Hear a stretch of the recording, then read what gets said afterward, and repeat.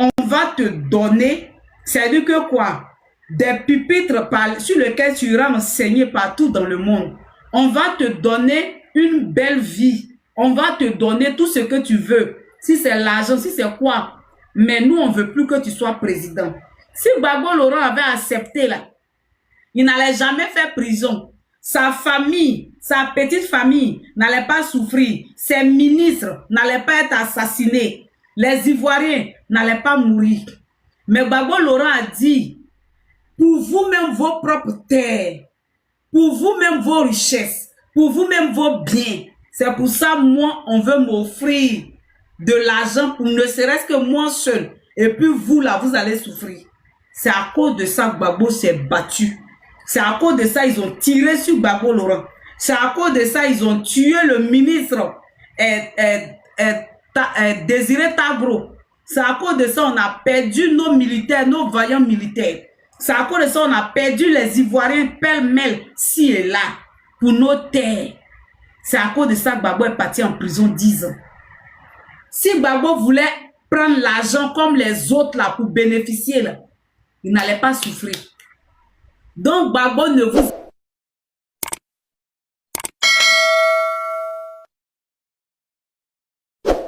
raison. Et nous sommes tous heureux qu'aujourd'hui, le temps a donné raison à Gbagbo. Donc si vous reconnaissez que vous demandez pardon à Gbagbo, nous là, vous êtes nos frères. Nous sommes vos soeurs, vos frères. On doit sauver la Côte d'Ivoire qui est notre pays. En bébé kelenye. En betou bekelenye. 600 aloukaye 600. Comme moroni tombé à nengene ka foko Gbagbo main.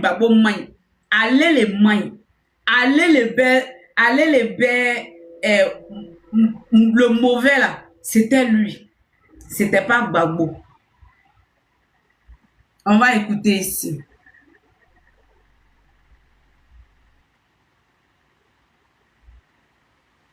Parce que actuellement là, ça me fait plaisir que mon frère Diarra, ça veut dire que oui, il est là, il n'a plus rien à perdre. Il sait qu'en parlant de la sorte là, les microbes du RDR, les criminels du RDR, les terroristes du RDR peuvent en finir avec sa vie. Il le sait. C'est pourquoi il a dit, même si je dois mourir aujourd'hui, je ne vais pas aller avec le péché de ça sur ma tête. Il sait, Idrissa là, il sait que à tout moment là, on peut lui faire une représaille. On peut finir avec lui. Mais il dit, il préfère demander pardon devant Dieu, devant les anges, devant le diable. Et que même si on le tue là, il sait que, comme d'après Robert Bourgi, parce qu'il n'est pas le seul à avoir lavé sa conscience. Même Robert Bourgi a lavé sa conscience, a dit la vérité. Donc pourquoi nous-mêmes, nos frères ivoiriens, ne peuvent pas dire la vérité pour laver leur conscience? Pourquoi pas? Donc nous, on l'accepte. Drissa, tu es nos frères, on te pardonne. Ambe ya faïma, Gbagbo ya faïma. Faut y t'étrouni. Wallahi, faut y t'étrouni. Gbagbo ya faïma, faut y t'étrouni. Merci la lumière. On vous a pardonné. Au fait, Gbagbo, le combat qu'il menait là, c'était pour ne pas que vous venez souffrir comme vous souffrez aujourd'hui. Gbagbo voulait tout simplement vous éviter cette souffrance dans laquelle vous vous trouvez aujourd'hui là. C'était ça que Gbagbo voulait éviter. Cette catastrophe là, cette peine là, cette douleur là, cette déshumanisation là. C'était ça que Gbagbo voulait vous éviter tout simplement. Mais comme il ne peut pas vous obliger à accepter quelque chose que vous ne voulez pas. Donc vous avez gagné de lui. Vous avez triomphé à l'époque. Mais celui c'est-à-dire la seule chose duquel vous n'avez pas pu triompher là, c'est le temps.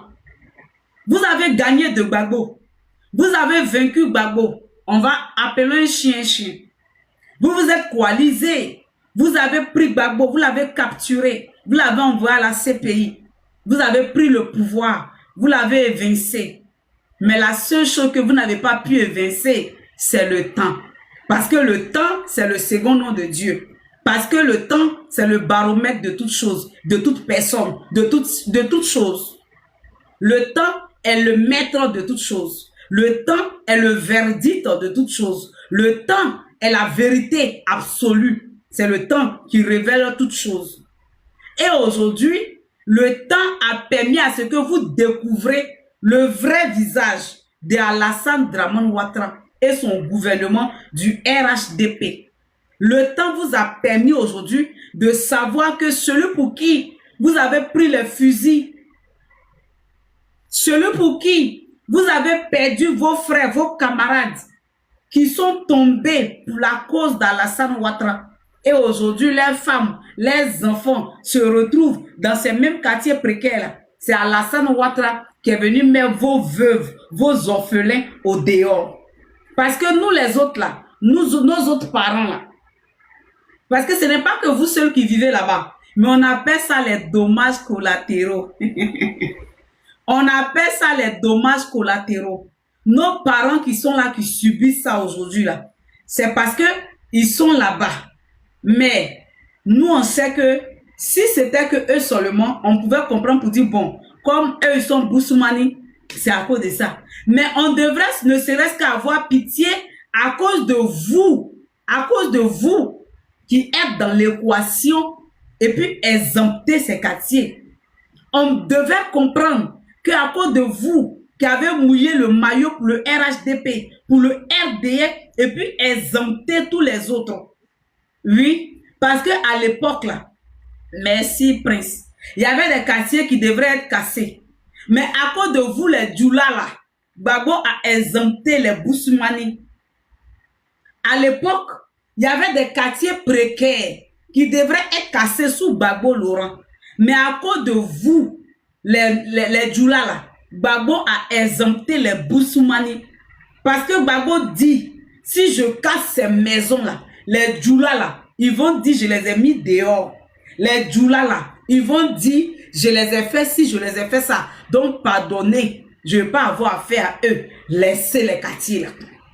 Donc, normalement, si Alassane Ouattara et son gouvernement voulaient casser ces différents quartiers précaires dans lesquels se trouvaient aussi les Boussoumani, à cause de vous, les Djoula, ils devaient parler pour dire, comme on a nos partisans qui habitent là-bas, on doit exempter ces quartiers-là. Cherchons plutôt à les reloger.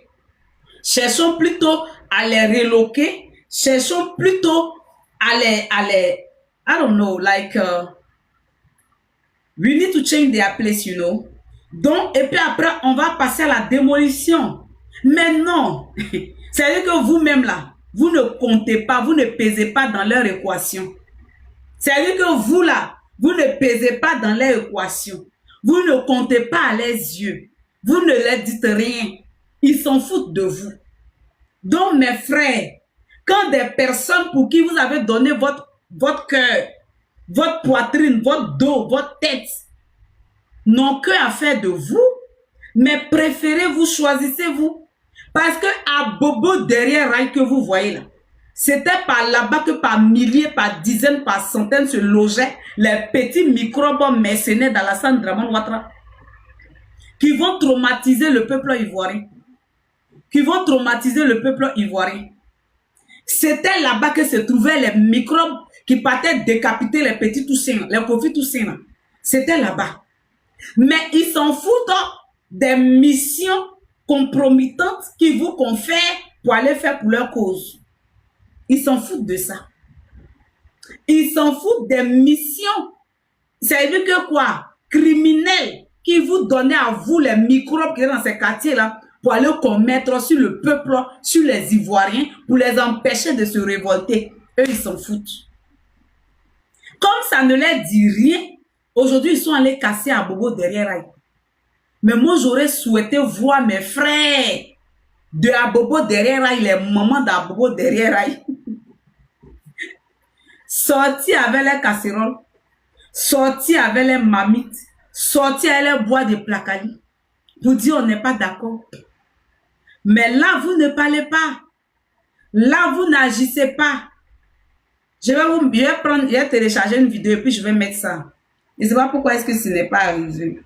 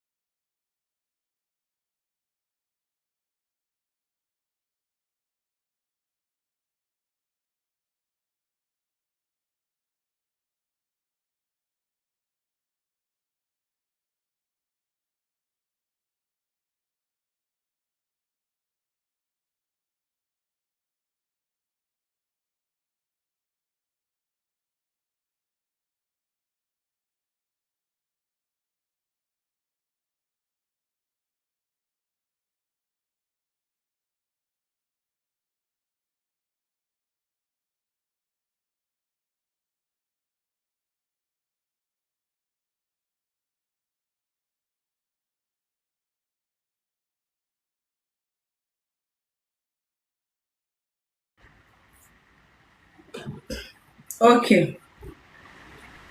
On va écouter d'abord ça.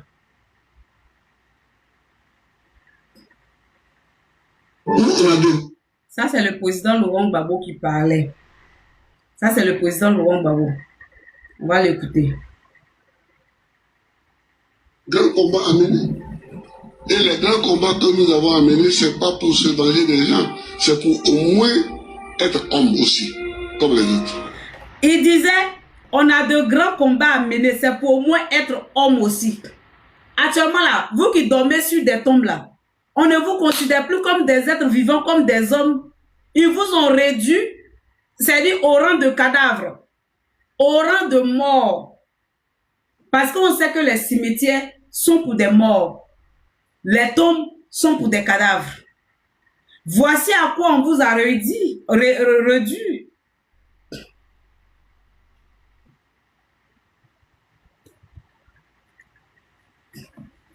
Voici à quoi on vous a réduit aujourd'hui. Parce que c'est pour être... Le combat de Gbagbo Laurent, c'était pour que vous soyez vus comme des hommes. Aujourd'hui, le RDN ne vous voit pas comme des hommes. Il ne vous considère pas comme des êtres humains, comme des êtres vivants.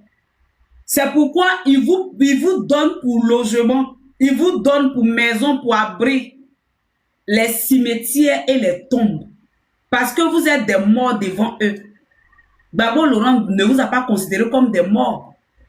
Malgré que le pays était divisé en deux, émietté, déchiqueté.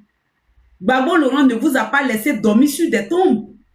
À l'époque, sous Gbagbo Laurent, il y a des gens qui pouvaient payer des terrains et puis construire des sites au bois pour permettre à nos parents de déplacer des guerres qui n'avaient pas d'argent pour se reloger, ne serait-ce que recommencer la vie. Malgré que le pays était divisé en deux, il ne vous a pas laissé aller vous coucher sur le cimetière de Yorobité, ou bien sur les tombes d'Abobo Baoulé, ou bien sur les tombes de Koumansi Campement, ou bien sur les tombes de je ne sais où. D'abord, Laurent vous a pas laissé vous abriter sur les tombes, vous loger sur des tombes, préparer dans des cimetières pour manger. Eh Seigneur, c'est quelle déshumanisation ça. Mais c'est Alassane Draman Ouattara qui vous a jamais considéré comme des êtres humains. Comme lui, il aime tout ce qui est cadavre. Alassane Ouattara aime tout ce qui est la mort. Le RHDP aime tout ce qui est mort, tout ce qui est cadavre. C'est pourquoi eux vous logent dans les cimetières. C'est pourquoi eux vous logent dans les cimetières. C'est pourquoi eux vous relogent dans les cimetières, sur des tombes. Parce que eux ils sont friands de la mort. Ils aiment la mort. Ils aiment les odeurs cadavériques. C'est ça qu'on appelle la dignité. Quand quelqu'un passe, il faut qu'on sache au moins que c'est un homme qui passe. Actuellement, là, quand vous passez, là, est-ce qu'on sait que c'est être humain qui passe? Vous qui avez été déguerpis, là, quand vous passez actuellement, là, on ne sait pas que c'est être humain qui passe. On ne sait pas que c'est être humain qui passe. Parce que Draman vous a assujetti. Draman vous a déshumanisé. Draman vous a laissé sans rien. Vous sentez mauvais. Il a enlevé le minimum qu'un être humain peut avoir. Il vous a plongé dans la saleté. Quand vous passez là, vous ne pouvez pas vous laver 2 fois par jour. Vous n'avez pas caleçon de rechange. Vous n'avez pas tricot de rechange. Vous n'avez pas pagne de rechange. Vous n'avez pas pantalon de rechange. Chemise de rechange. Culotte de rechange. Ils ont détruit tous vos biens. Ils ont détruit tous vos biens. Ils vous ont plongé dans la saleté. Même auprès de vos amis, vous êtes gênés. Ils vous ont laissé dans la misère. Vous-même aujourd'hui, devant vos enfants, vous avez honte. Devant vos femmes, vous avez honte. Devant vos maris, vous avez honte. Devant vos enfants, vous baissez la tête. Parce que, qu'est-ce qu'un papa? Qu'est-ce qu'une maman? Un père, qu'on on l'enlève. Hey. C'est-à-dire que vous avez humilié nos papas là devant les enfants comme ça. Vous avez humilié nos mamans là devant les enfants comme ça. Koudou a construit quoi après au feu Boigny? Si Koudou, c'est que Koudou a construit là, vous êtes venu gâter. C'est que Koudou Gbagbo Laurent a construit après au feu Boigny là, vous êtes venu gâter. Comment on appelle ça? le truc de l'Assemblée nationale de Yamoussoukro, là, c'est Koudou qui avait commencé à construire ça. Même la présidence, je ne sais pas si vous avez muté là-bas maintenant, à l'époque là, Koudou était en train de construire le palais présidentiel au plateau. Koudou était là faire ça. Maintenant, votre rébellion que vous êtes venu avec ça là, pour empêcher Koudou de construire la Côte d'Ivoire là, il a passé son temps à se promener avec vous dans tout le monde entier pour négocier la paix pour les Ivoiriens, pour ne pas que les Ivoiriens dorment sur des tombes aujourd'hui que vous les avez fait dormir là. C'est-à-dire que Koudou là, quand il était au pouvoir là, il a passé son temps à se promener dans tout le monde entier pour négocier avec vous les rebelles, les terroristes, les criminels, les délinquants qui avaient des armes, qui étaient venus agresser les Ivoiriens là. Koudou a passé son temps à négocier avec vous pour ne pas créer la guerre en Côte d'Ivoire pour tuer les Ivoiriens. Tu comprends? Et Koudou payait les fonctionnaires. Pendant qu'il y avait la guerre en Côte d'Ivoire, la Koudou payait les fonctionnaires, même les fonctionnaires qui étaient dans les zones de rébellion, là. Koudou les payait. Et puis dans ces zones-là, il y avait courant, il y avait l'eau. On n'a pas coupé ce courant et puis l'eau sur eux. Tu comprends? Koudou n'a pas déshumanisé ceux qui étaient dans les zones de rébellion. Koudou ne les a pas déshumanisés. Koudou, c'est le meilleur. Koudou reste le meilleur. Koudou sera toujours le meilleur. Koudou, il est inégalable. Vous ne pouvez pas vous comparer à Koudou. Aujourd'hui, il n'y a pas la guerre en Côte d'Ivoire. Vous faites les Ivoiriens se promènent avec bagage sur les têtes. On dirait qu'il y avait la guerre de Biafra en Côte d'Ivoire. Il n'y a pas la guerre. Les Ivoiriens se promènent avec les balichons sur les têtes, avec chaussures coupées, avec trucs. On dirait qu'ils étaient en guerre. Et vous allez demander Koudou a fait quoi? Les Ivoiriens qui fuyaient les zones de guerre, là, les Ivoiriens qui fuyaient les zones de rébellion, là, quand ils arrivaient à Abidjan, quand ils allaient partout dans les autres régions, là, ils trouvaient le réconfort. Ils trouvaient la paix. Ceux qui avaient tout perdu se reconstruisaient. Ils retrouvaient même doublement ce qu'ils avaient perdu. La vie reprenait son cours. Ça, c'est Babo qui fait ça. Mais sous vous, là, ceux qui avaient ce que Dieu les a donné avant que vous veniez là, vous venez les arracher. Ça, c'est vous qui faites ça. Vous n'avez rien construit en Côte d'Ivoire. Vous avez construit quoi? À cause de 2 petits ponts, 2 petites routes. Mais on dirait enfant qui a quoi chocolat là. C'est ça, on ne peut pas respirer. Allez-y dans les pays émergents, vous verrez des autoroutes à 4 voies. Vous verrez des autoroutes, c'est large comme ça. Les véhicules la flottent là-dessus. C'est parce que vous ne sortez pas. C'est parce que vous ne voyagez pas que vous pensez qu'il y a un développement en Côte d'Ivoire. Non, sortez de votre pays et vous verrez les vrais développements. Allez-y dans les pays développés. Allez-y dans les pays où ils ont l'argent. Vous verrez le développement. Dans ces genres de pays, on ne paye pas le courant. On ne paye pas l'eau. Les pays bien développés, riches là. Là-bas, on ne paye pas l'eau, on ne paye pas le courant. Vous avez compris? Les pays, c'est-à-dire que vachement riches là, on ne paye pas l'eau, on ne paye pas le courant. Tu utilises le courant là comme tu veux. Tu utilises l'eau comme tu veux. Quand Kadhafi était au pouvoir, la Libye, les Libyens là, ils étaient salariés. Les Libyens ne payaient pas l'eau, ne payaient pas le courant. Les Libyens vivaient bien. Mais quand ils ont détruit la Libye après Kadhafi, les Libyens sont malheureux. Donc, Koudou Laurent Gbagbo là, il a fait beaucoup de choses. On n'a pas besoin que vous fassiez un pont qui porte le nom de Koudou Laurent Gbagbo. Gbagbo n'a pas besoin d'avoir un pont qui porte son nom.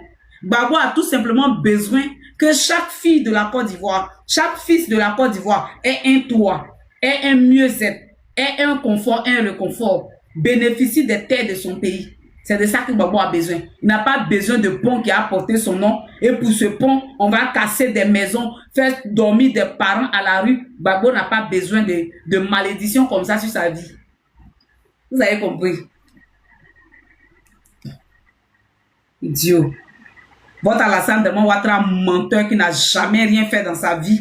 Un imposteur à high level. Un imposteur pro-masse. Gouvernement imposteur. Tous les membres du gouvernement sont des imposteurs, des diplômes volés, des diplômes trafiqués, des CV trafiqués, des CV volés, des imposteurs à tout va, qui ne maîtrisent rien de la chose publique, qui ne connaissent rien de la chose publique, qui ne savent que détruire. Ils n'ont aucun plan de réinsertion. Ils n'ont aucun plan de réinsertion. Je vais te bloquer. Comme tu es idiot, comme tu es bête, je vais te bloquer. Regardez sa figure, on dirait, regardez-moi son visage. Tu es vieux comme ça, et puis tu es vilain, et puis tu n'es pas intelligent. Ta tête, on dirait, ils ont lâché sur ton visage là. Tu es vieux comme ça, ton visage long, on dirait la route du champ là. Tu n'es pas intelligent. Tu es venu te vendre moins cher, je vais te payer à un bénéfice. Ton visage, on dirait la route qu'on prend pour aller au champ qui n'est pas nettoyée là. Ton long visage, on dirait un mouton qu'on prend pour sacrifier là. Tu es vieux, puis tu es bête. Que non, moi j'ai village. Si c'est pas Abidjan, je rentre au village. Tu es stupide, tu es idiot. Et les ébriers qu'on casse leur village là, eux ils n'ont qu'à aller dans ta pine non coupée là. Les ébriers qu'on casse leur village à Djamé là, eux ils n'ont qu'à aller où? Imbécile patenté que vous soyez. Les ébriers qu'on casse leur village là, eux ils n'ont qu'à aller où? Comme tu es idiot, tu es incervelé, tu es inculte. Les ébriers qu'on casse eux-mêmes leur village à Abidjan, ils n'ont qu'à aller où? À Sakassou? À Tiebissou? Ils n'ont qu'à aller où? Dans ton village ou bien dans ton cul qui est ouvert, que si c'est Bakongo a baisé dedans, et puis tu as déviégé ton anus, c'est devenu l'âge, on dirait, boulevard Nangu à Grosbois là. Eux, ils n'ont qu'à aller où? Dans ton intestin? Les ébriers qui ont leur village là, et puis ils ont cassé là, ils n'ont qu'à aller où? Faut m'écrire, faut répondre là, faut écrire, tu as à répondre. On comprend. Les autres peuples qui sont venus là, ils n'ont qu'à aller dans les villages. On est d'accord avec vous. Ils vont rentrer dans les villages. La preuve en est que quoi? Les Ghanéens sont venus prendre les ressortissants. Et aussi, s'il y a des ressortissants de l'AES qui demandent l'aide de leurs autorités dignes et compétentes que moi je connais, ils enverront des cas pour aller prendre leurs ressortissants. Si c'est à cause de vous faites cette méchanceté là, réveillez-vous. Hein. Si c'est à cause de l'AES que vous faites cette méchanceté pour casser les maisons là, réveillez-vous. Parce que à un moment donné là, si les autorités dignes et compétentes de l'AES sentent que leurs ressortissants étant dans ces coins sont des sinistrés, qui n'ont pas l'argent pour rentrer et qu'ils demandent de l'aide là, les autorités enverront des cas pour aller prendre leurs ressortissants, ils vont rentrer dans leur pays. Mais eux, vous-même, vos populations à qui vous faites du mal là, eux, ils vont aller où? Les gens d'Adjamé là, eux, ils vont partir où? Le vieux testicule formé, on dirait coco sec là. Faut venir me répondre ici. Viens me répondre. Je dis, tu dis ils vont casser les maisons, les gens n'ont qu'à rentrer dans leur village. Il n'y a pas de problème. Les gens iront dans les régions. Mais les ébriers d'Abidjan là, eux ils vont où?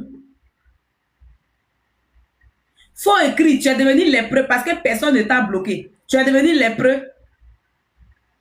Tu es devenu lépreux. Tu ne peux plus écrire.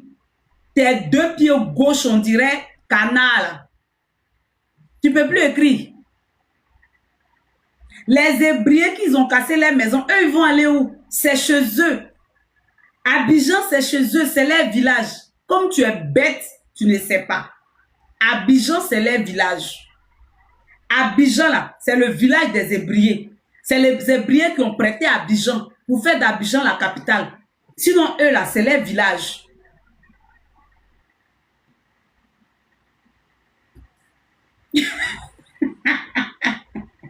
En tout cas, il faut aller au marché pour acheter 2 noix de coco. Parce qu'ils énervent trop. Et ils ne comprennent que l'expression de la vulgarité. Donc, je vais les servir. C'est-à-dire que de manière hypersonique. C'est quoi? Les ébriers, là, Abidjan, c'est chez eux. Maintenant, eux, ils vont aller où? Vous cassez les maisons. Les ébriers, là, ils vont pas prendre... Est-ce que dans la Côte d'Ivoire dans laquelle nous sommes, là, Est-ce qu'il y a un autre peuple qui est prêt à héberger les Hébreux comme les Hébreux ont hébergé tous les 63 ethnies à Abidjan? Les Hébreux ont hébergé tous les 62 autres ethnies, les 63 autres ethnies à Abidjan. Est-ce que les autres peuples là, ils sont prêts à les héberger comme ça chez eux? Est-ce qu'on peut trouver que des Hébreux vont aller avoir...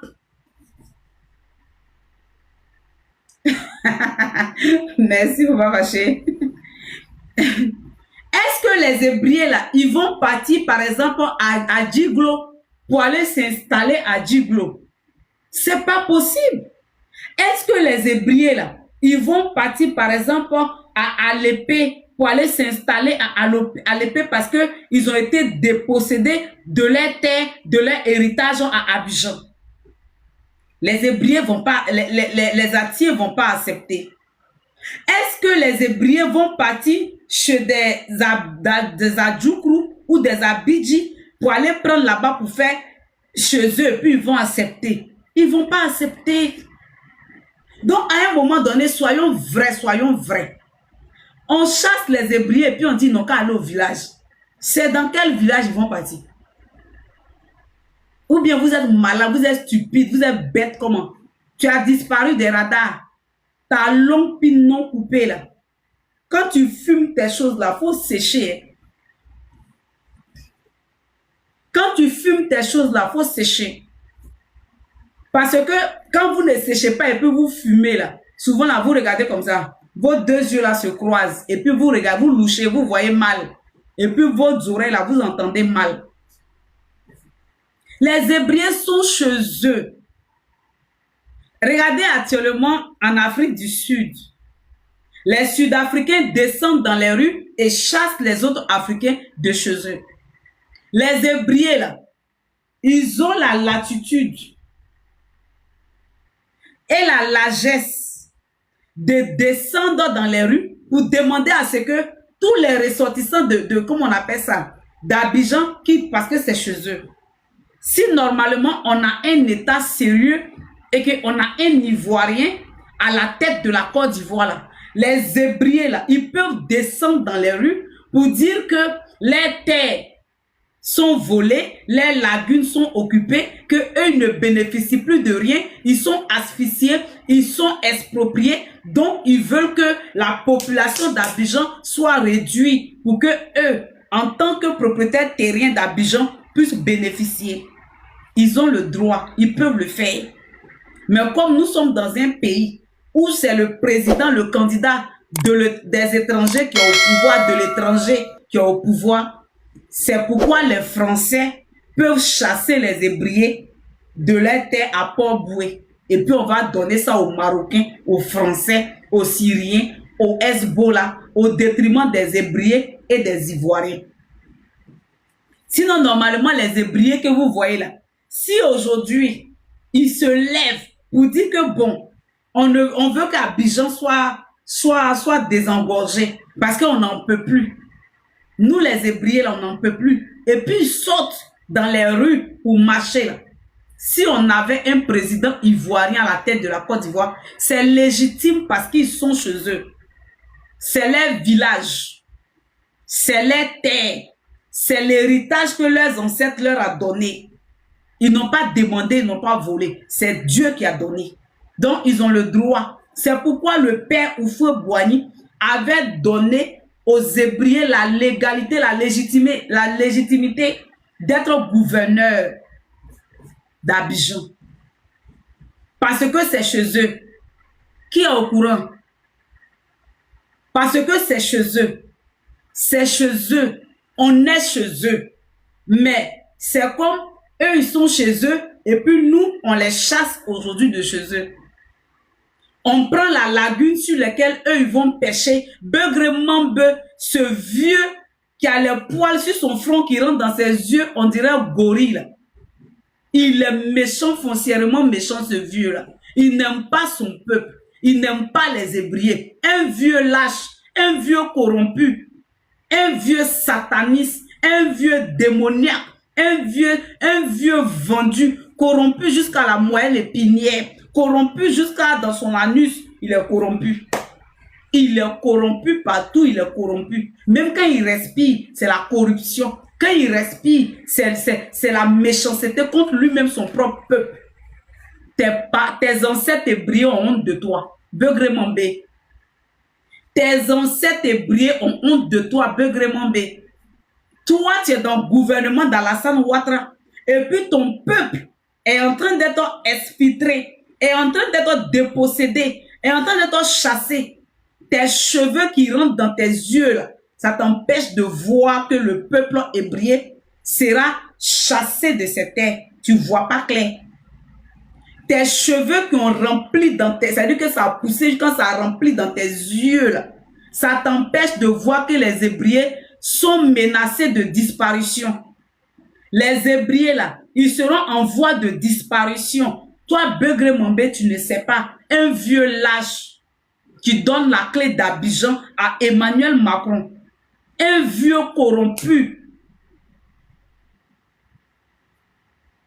Si tes aïeux avaient vendu Abidjan comme toi tu le fais aujourd'hui là, tu es sûr que toi là, tu allais être gouverneur un jour, bien être premier ministre, bien être quoi.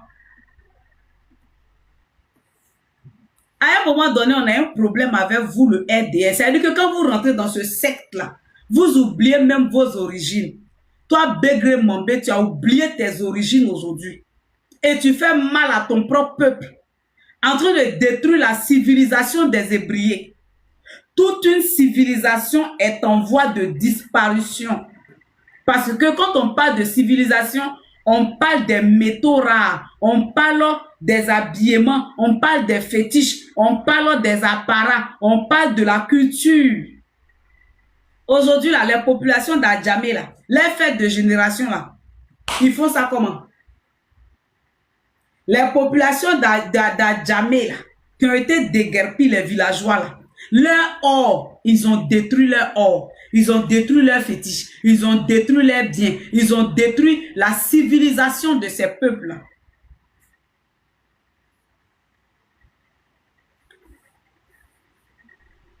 Ah, tu allais te renseigner pour venir écrire. Les Hébreux ont vendu Abidjan depuis 1960.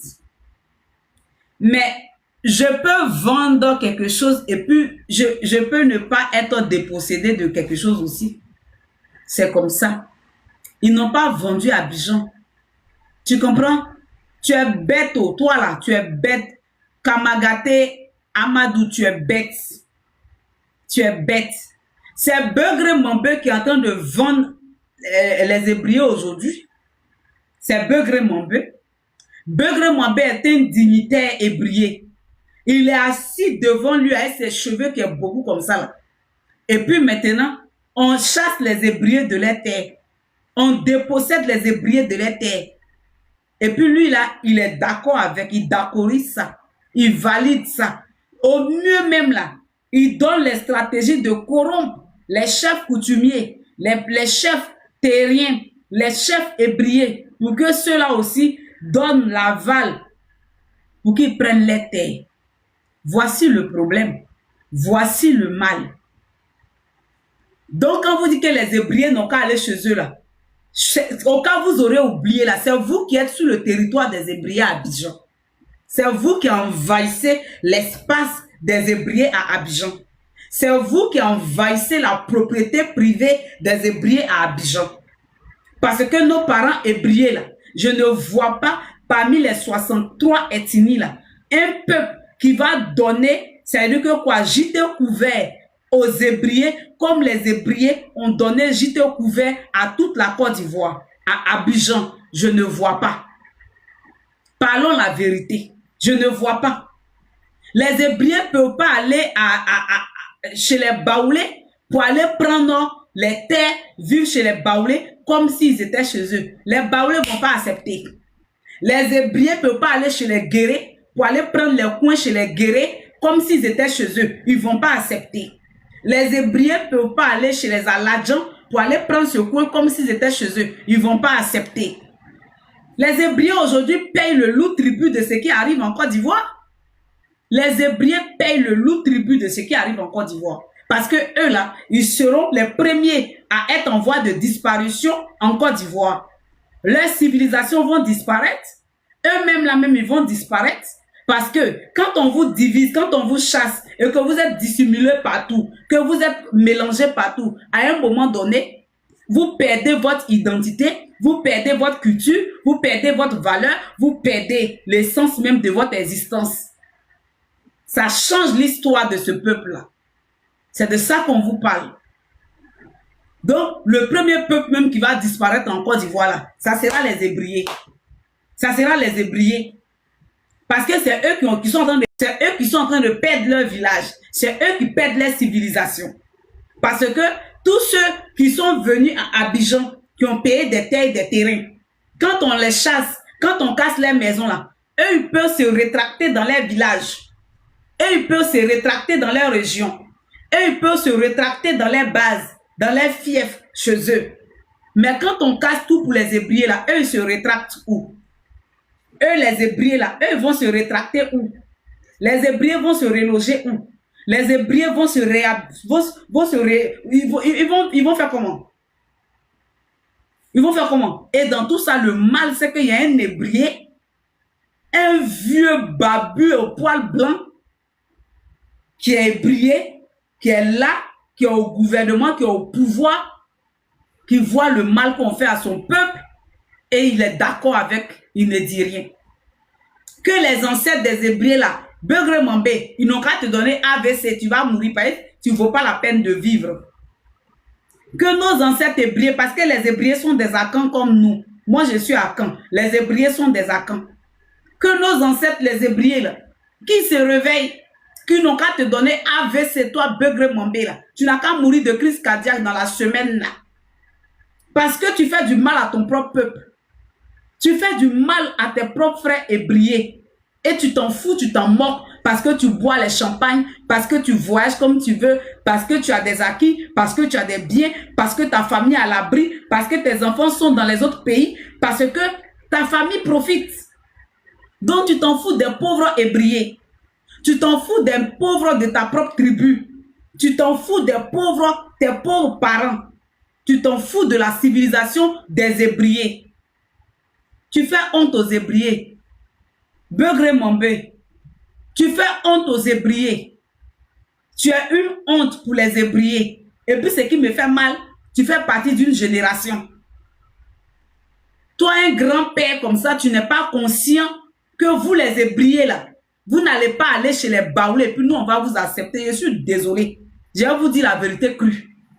Les Hébriers n'iront pas à Toumaudi. Et puis, mes parents de Toumaudi vont leur donner leur terre, une partie pour dire, bon, comme on vous a chassé à Abidjan, les Hébriers venez rester ici. Ça ne se fera pas. Les Hébriers n'iront pas à, comment on appelle, chez les, en tout cas, les autres 62 ou 63 ethnies, là, ou bien à Korogo, ou bien à Odjene, ou bien à Bondoukou, ou bien quoi, et puis, ils vont avec les bagages, le gouvernement dit que comme on a chassé les Hébriers, ils n'ont plus de maison, ils n'ont plus de terre, ils n'ont plus de village. Donc, on va reloger tous les Hébriers là, désormais à Bondoukou. Donc, on va créer un mixage entre les gens de Bondoukou et les Hébriers. Désormais, les Hébriers, Bondoukou devient votre terre. Ça ne peut pas se faire, ça ne passe pas. Ça ne passe pas. La Côte d'Ivoire était déjà tracée à la base. La Côte d'Ivoire était déjà tracée à la base. Chaque peuple a sa région, chaque peuple a sa circonscription, chaque peuple a son truc. Maintenant, comme le modernisme a voulu que Abidjan, chez les Hébriers, faisant face à la mer et aux opportunités, à l'océan, soit, comme c'est un endroit attractif, soit valorisé, mis en valeur pour permettre, comme on appelle ça, à la Côte d'Ivoire, d'avoir, c'est-à-dire que quoi, une vue sur le reste du monde et permettre à la Côte d'Ivoire d'être une vitrine et de permettre à la Côte d'Ivoire d'avoir l'accès facile par les collaborations et par les choses. C'est parce que chez les Hébriers étaient bien situés à côté de la mer. Mais c'est pas pour cela qu'on va les arracher tous les terres C'est pas pour cela qu'on va asphyxier, on va exterminer les ébriers. C'est pas pour cela qu'on va chasser nos parents ébriés. Les ébriés font partie de la Côte d'Ivoire, c'est nos parents. On n'a pas le droit de les exterminer, de les exproprier. On n'a pas le droit de faire disparaître les ébriés de la Côte d'Ivoire. C'est pas possible. C'est pas possible. Et on assiste à un massacre et on ne dit rien, on ne parle pas, on est là, on se mue et puis rien n'est fait. C'est pas logique. C'est vraiment pas logique. C'est vraiment pas logique parce que les Hébrieux ont tout donné à la Côte d'Ivoire. Les Hébrieux ont tout donné aux Ivoiriens. Ont donné tout au peuple. Mais aujourd'hui, les Hébrieux est sûr, c'est-à-dire que la disparition. Vous le RDR, vous êtes méchant. Quand vous cassez les maisons et que vous dites que moi, je suis baoulé de Démocro, je m'en vais dans mon village. Moi, je suis Sénoufo de Korogo, je m'en vais dans mon village. Moi, je suis Guéré de Fakobli, je m'en vais dans mon village. Mais on oublie que quand on casse comme ça là, il y a une seule personne, il y a un seul peuple qui ne peut pas aller quelque part là, c'est les Hébrieux. Eux, ils sont Hébrieux d'Abidjan. Eux, ils vont où? Chacun a fini de donner sa région, sa circonscription. Chacun a fini de donner son comment on peut dire, son appartenance. Ils ont cassé, moi je m'en vais. Mais et les Hébrieux eux-mêmes là, eux ils vont dire, bon, moi je suis Hébrieux d'Abidjan. Ils ont cassé ma maison. Je vais où? Ils ont cassé. Je vais où? Je suis Hébrieux d'Abidjan. Ils ont arraché mes terres. Je vais où? Est-ce que les Hébrieux là vont prendre les baluchons pour vous suivre? Vous les baoulez pour aller dans vos régions, pour aller se reloger là-bas? Est-ce que les Hébrieux là, ils vont prendre les baluchons pour vous suivre, vous les guérez, pour aller chez vous? Est-ce que les Hébrieux là vont prendre les baluchons pour vous suivre, vous les nordistes, pour aller chez vous? Ainsi que tous les autres ethnies. Mais le mal dans tout ça, c'est Begré Mambé avec ses poils qui ont rempli dans ses narines, son visage là. C'est lui qui ne voit pas que son peuple est en voie de disparition avant tous les autres 63 ethnies de la Côte d'Ivoire. Que son peuple est en train de perdre sa racine, sa culture, son essentiel. Le peuple est en voie de disparition, d'expropriation, de tout. Begré Mambé ne voit pas. Begré Mambé est corrompu jusqu'aux narines par les biens mal acquis, les vols, les détournements qu'il fait au sommet de l'État. Begré Mambé est aveuglé par tout ça. Donc il ne voit pas le bien-être, c'est-à-dire que commun de sa tribu, de son peuple, de ses frères, de ses parents, les Hébrieux. Begré Mambé RHDP a signé avec le diable. Donc il ne voit pas que ses frères ivoiriens, ses parents Hébrieux sont en souffrance. Il ne voit pas cela. C'est ça le mal. On va écouter. C'est tout. C'est tout ce que nous voulons. C'est tout ce que nous recherchons. Nous, on a des grands combats à mener. Et les grands combats que nous avons à mener, ce n'est pas pour se venger des gens. C'est pour au moins être homme aussi, comme les autres. C'est ça qu'on appelle la vérité. Quand tu passes, il faut qu'on sache au moins que c'est un homme qui passe. C'est tout. C'est tout ce que nous voulons. C'est tout ce que nous recherchons. On ne cherche pas à dominer ceux qui nous ont dominés hier, à nous venger d'eux. Voilà. Ça, c'est mon papa Laurent Gbagbo qui a dit ça. On va écouter ici encore. Moi, j'ai une foi en l'Afrique. C'est tout. Et je fais ce qui me semble bon pour l'Afrique. C'est ça que je fais. Le reste, c'est pas important. Celui qui veut être riche, il ne faut pas qu'il vienne faire la politique. Ah. Si quelqu'un fait la politique et qu'il devient riche, c'est qu'il est voleur. Vous avez compris. Mon père Laurent Gbagbo a dit, celui qui fait la politique, il est riche, c'est qu'il est voleur. Regardez le ventre de Cissé Bakongo aujourd'hui. Regardez le ventre de Cissé Bakongo aujourd'hui devant lui. Regardez le ventre que Cissé Bakongo a devant lui aujourd'hui. On dirait un buveur de bandit. On dirait quelqu'un qui a mangé viande de sorcellerie. C'est-à-dire que l'argent là, ils ont mangé avec les mains, les deux mains, avec les deux pieds. Ils ont mangé jusqu'à... Maintenant là, ces paquites là, on dirait un rat palmis qui a mis graine dans ses joues. Cissé Bakongo là. Tellement qu'il a grossi, il s'est empiffré de l'argent de la Côte d'Ivoire. Détournement de fonds publics, détournement de deniers publics, détournement, vol de terrain des Ivoiriens pour donner aux étrangers. Donc tellement qu'il a volé les Ivoiriens, ces jours-là, c'est sorti jusqu'à, on dirait un rat palmis qui a mis graine dans ses joues. Ils ont grossi comme ça. Eux tous là, ils ont grossi comme ça.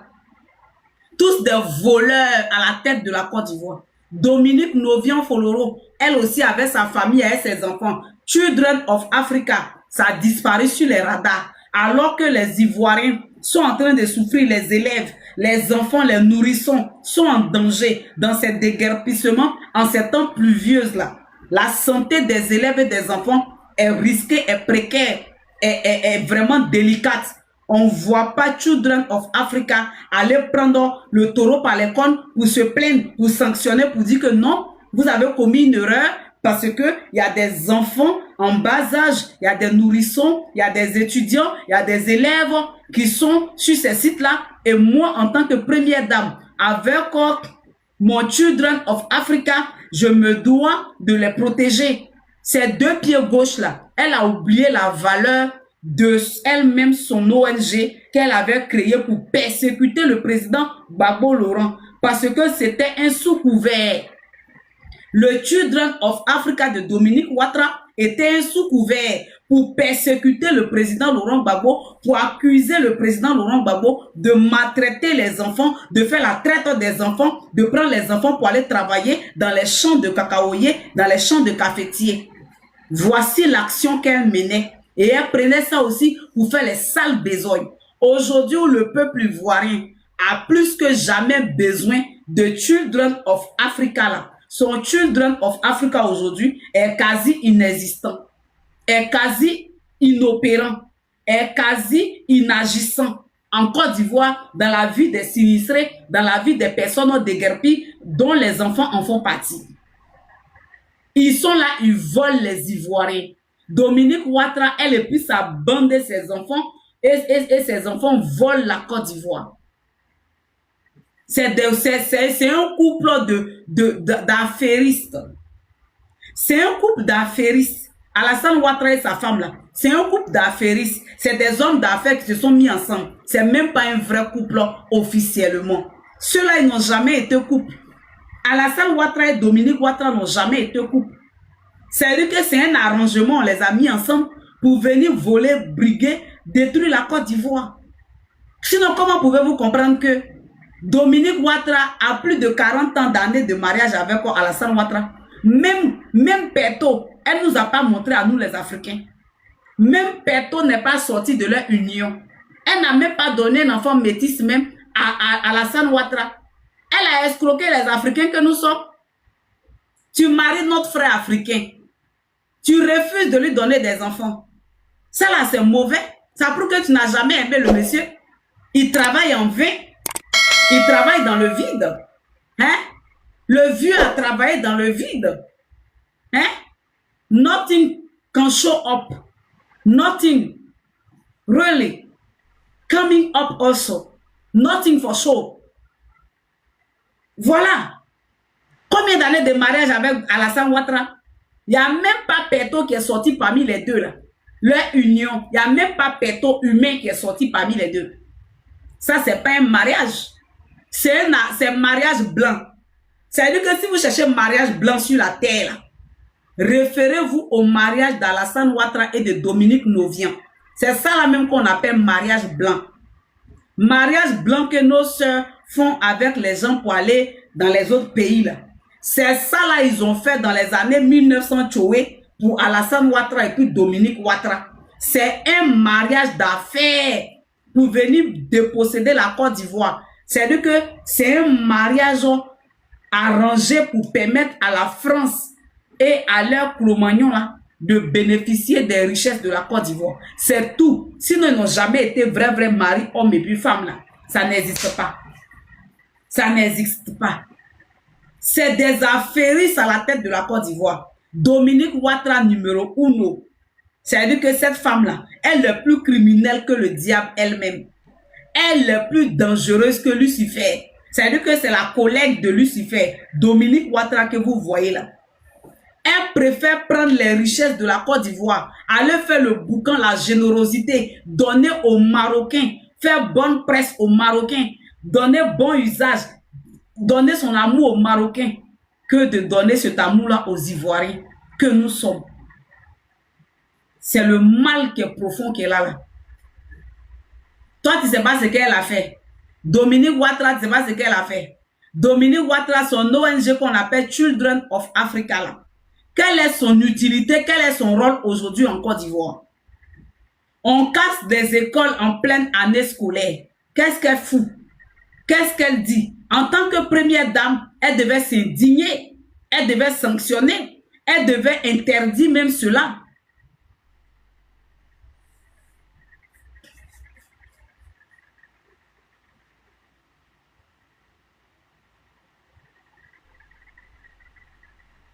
J'ai compris, je t'enverrai. Hein? Mais elle ne fait rien du tout. Elle ne réagit pas. À qui profite le crime? Le cacao des Ivoiriens qui est bradé, qui n'est pas payé, qui n'est pas vendu, qui est à crédit, à sèche, et puis les Ivoiriens souffrent. Ça profite à qui? Ça profite à l'enfant de Dominique Ouattara. Et puis, c'est même pas un enfant qu'elle a eu avec Alassane Ouattara. C'est ce qui nous fait mal au cœur, nous les Africains, et puis nous les Ivoiriens là. Son enfant Dominique Novian, son enfant adultérien, son enfant hors mariage, elle a eu pour venir imposer ça aux Ivoiriens et puis en Côte d'Ivoire. Cet enfant-là, c'est lui qui bénéficie des biens de la Côte d'Ivoire. Et puis nous-mêmes les Africains, nous-mêmes les Ivoiriens, on ne bénéficie pas. Si au moins même l'enfant que... J'ai dit, si au moins son enfant-là, c'était un enfant qu'elle avait eu avec Alassane Ouattara. Et puis cet enfant-là aujourd'hui vole les Ivoiriens. On peut comprendre. On va dire que ah, c'est l'enfant entre elle et puis son mari. Donc c'est légitime. Mais c'est même pas fruit même d'Alassane Ouattara. C'est même pas l'enfant d'Alassane Ouattara. C'est un enfant qu'elle a eu avec quelqu'un d'autre. Et c'est lui. C'est-à-dire qu'on ne le connaît ni d'Adam ni d'Ève. Il n'a rien à voir avec nous les Ivoiriens, nous les Africains. Mais c'est lui aujourd'hui qui bénéficie de la Côte d'Ivoire au détriment des vrais Ivoiriens que nous sommes. Est-ce que ça c'est normal? C'est pas normal. Hein? Si au moins c'était un enfant qu'elle a eu avec Alassane Ouattara, leur enfant biologique, on va dire que ah, c'est l'enfant d'Alassane, il est président, donc c'est normal que son enfant bénéficie. Mais un enfant qu'elle allait baiser avec quelqu'un d'autre, un blanc, elle a eu avec la personne. C'est cet enfant-là aujourd'hui. Lui, il bénéficie de nous, nos richesses. Et puis nous, les Ivoiriens, qui sommes Ivoiriens africains, c'est nous qui ne bénéficions même pas des richesses de notre propre pays. Mais c'est un intrus, un arriviste, un parvenu, enfant d'autrui, qui bénéficie de nous, nos richesses. Et puis nous, on est nargués, on est expropriés, on est chassés, on est maltraités, on est tués, on est en exil. Ça fait mal quand même, hein? Ça fait mal quand même. On doit se réveiller. Donc quand le président Gbagbo dit que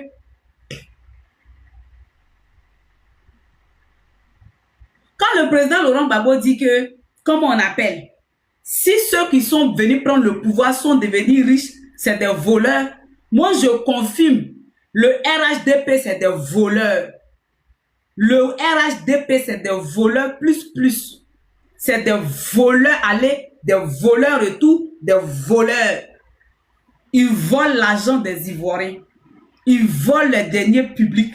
Ils volent la sueur des Ivoiriens.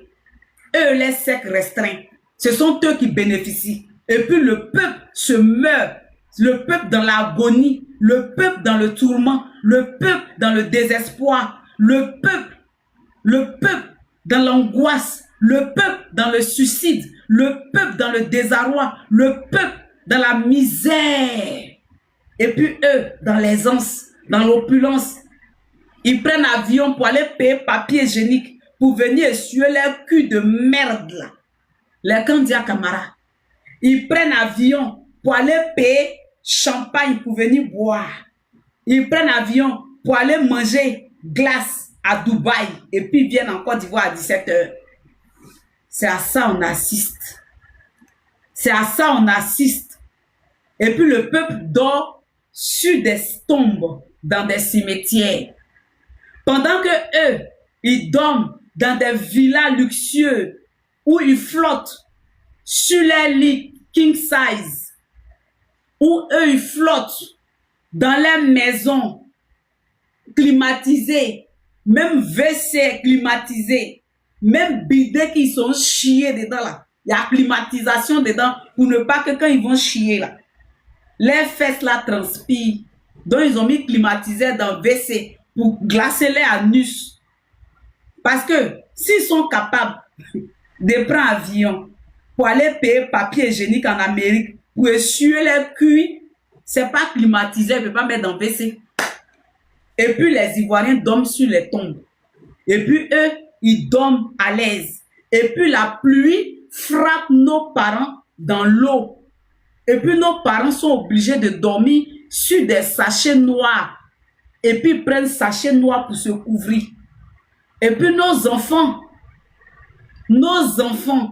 sont obligés d'avoir les pieds dans l'eau avec un débardeur parce qu'ils ont cassé leur maison. Ils n'ont pas pu sauvegarder quoi que ce soit. Donc, dans la fraîcheur pluviale, l'enfant n'a même pas un habit de rechange. L'enfant va prendre froid. L'enfant va prendre la grippe. L'enfant va prendre la pulmonie. L'enfant va prendre une maladie pulmonaire. L'enfant va prendre des infections. Et puis, l'enfant grelotte dans le froid. Pendant que Children of Africa de merde de Dominique Ouattara est quasi inexistant, quasi, comment on appelle ça, inopérant. Voyant ses enfants démunis dû à son gouvernement, parce que c'est Dominique Ouattara actuellement qui gouverne. Parce qu'actuellement, c'est Dominique Ouattara qui gouverne. Alassane Ouattara n'est pas là. C'est Dominique Ouattara qui reçoit les dignitaires qui viennent en Côte d'Ivoire. Elle était née Brahima Ouattara. C'est Dominique Ouattara qui est devenu président. Regardez-moi la foutaise qu'on nous sert à la figure. Depuis février, depuis janvier-février, Alassane Ouattara a disparu des radars. C'est Dominique Ouattara qui se promène partout pour recevoir les gens qui viennent en Côte d'Ivoire. C'est Dominique Ouattara aujourd'hui qui gouverne en Côte d'Ivoire. Donc Dominique Ouattara là, elle ne va pas dire qu'elle ne voit pas nos enfants qui souffrent. Elle ne nous dira pas ça. Mais rien n'est fait.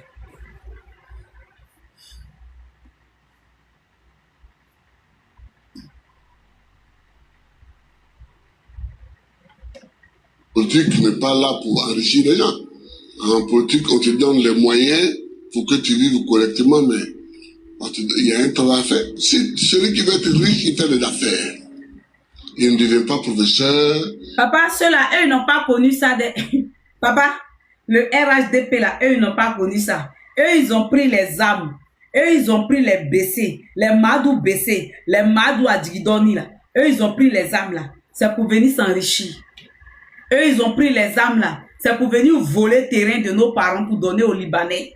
Eux, ils ont pris les armes, là. C'est pour venir casser les maisons de nos parents, les faire dormir sur des tombes. Et puis, eux, ils vont prendre l'argent pour manger, pour grossir. Eux, ils mangent avec les deux mains.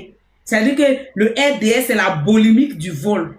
Ils ont la boulimique du vol. Ils volent l'argent, là. Ils ont une boulimique. Voilà, eux, ils volent. Ils mangent avec les deux mains. Ils volent l'argent, là, comme ça.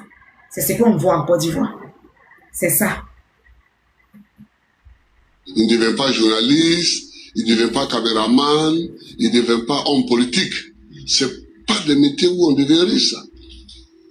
Aujourd'hui, si tu fouilles le compte bancaire de Cissé Bakongo, tu vas te retrouver avec des milliards. Aujourd'hui, si tu fouilles le compte bancaire d'Adjoumani, tu vas te retrouver avec des milliards. C'est des milliardaires que vous voyez là. Aujourd'hui, si tu fouilles le compte bancaire de Dominique Ouattara, oh là là, ça on appelle ça oh là là. Oh là là. C'est-à-dire qu'elle-même, on n'en parle pas. C'est-à-dire que s'il y a un autre chiffre qui dépasse milliard, dites ça. Si tu fouilles le compte bancaire d'Alassane Ouattara, lui qui n'avait rien, un coulé de chocolat, qui a pris crédit pour organiser l'élection, c'est pas moi je le dis, c'est M. Soro Guillaume qui le dit. Que Alassane Ouattara n'avait pas l'argent, même pour payer sa caution de candidature pour les élections. Il allait demander crédit. Ils l'ont aidé pour qu'il puisse faire. Donc, aujourd'hui, là, Alassane Ouattara est hyper riche, hyperement riche. Si tu demandes aujourd'hui, Mamadou Touré est milliardaire. Aujourd'hui, Kandia Camara est milliardaire. Belmont Godot, elle est milliardaire. Aujourd'hui, même, j'ai dit, eux tous ça, c'est des milliardaires. Ils se sont engraissés. Ils ont volé. Ils ont volé l'argent de la Côte d'Ivoire là jusqu'à... Ils sont devenus tous des milliardaires. Des bandes de voleurs comme ça, des vaudous, des charognards. Des charognards qui ont vu, sont venus voler et puis maintenant le peuple souffre. Le peuple de la Côte d'Ivoire souffre. Mais ils sont insensibles au cri du peuple. Ils sont insensibles à la douleur du peuple. La chose publique là, ça ne leur dit rien. C'est des sorciers, des gougnons. Pas de métier où on devient riche. Ça, c'est la première leçon que je voulais tirer. La deuxième leçon, c'est que tu peux partir de zéro et tu peux arriver au sommet. Pourvu que tu saches dès le départ. Sécurisez le live tapoté, s'il vous plaît. Sécurisez tapoté. Et que tu prends les moyens pour arriver où tu veux arriver. Je me rappelle toujours d'une discussion que j'avais avec mes amis au lycée classique. On était un certain nombre qui voulions devenir président. Il dit, depuis qu'Alassane Ouattara fait les discours en Côte d'Ivoire, vous avez une fois vu Alassane Ouattara dire que je me rappelle de telles choses que je faisais avec mes amis dans tel événement, dans telle école, dans telle université. Vous avez une fois entendu. Celui qui a une fois entendu n'a qu'à écrire ça ici. Depuis qu'Alassane Ouattara a pris le pouvoir, vous avez une fois entendu Ouattara dire que je me rappelle à l'époque, moi et mes amis de classe, discussion d'amis de classe. Alassane Ouattara a une fois dit ça. Alassane Ouattara, il ne s'associe pas à les gens. Alassane Ouattara, c'est comme l'eau et puis l'huile. Ça ne se mélange pas. Tellement que son fond est mauvais, tellement que c'est un gangster, tellement que c'est un criminel, tellement que c'est un terroriste. C'est avec les gangsters il peut se mélanger.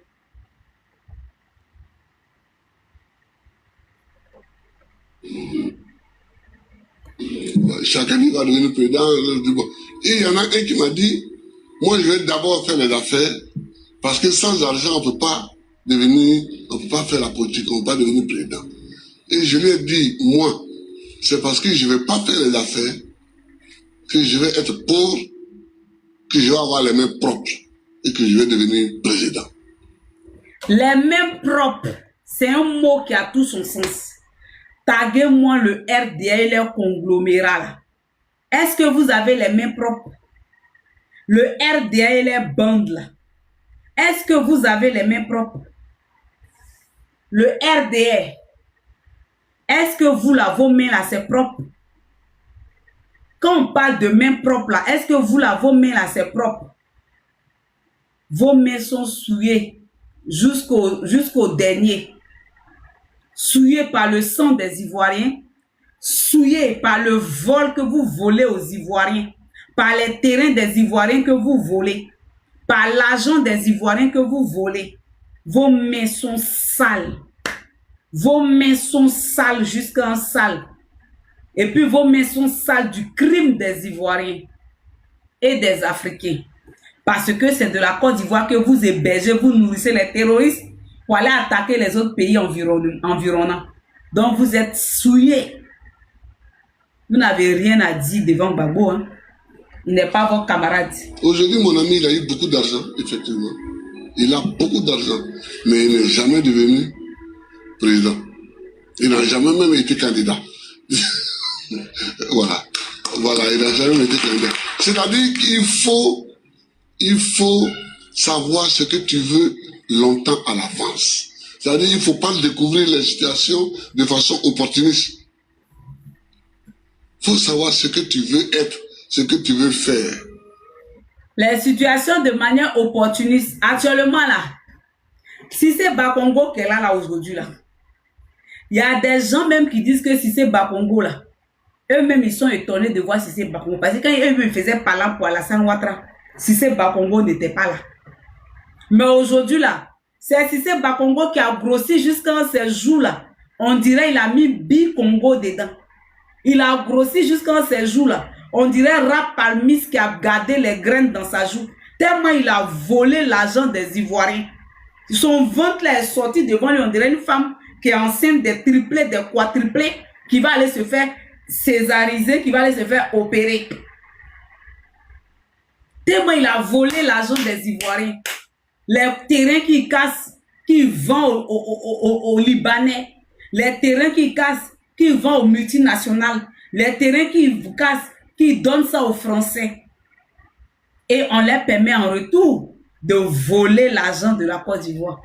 Mais si c'est Bakongo, quand tu vas mourir là, tout ça là, on ne va pas t'enterrer avec.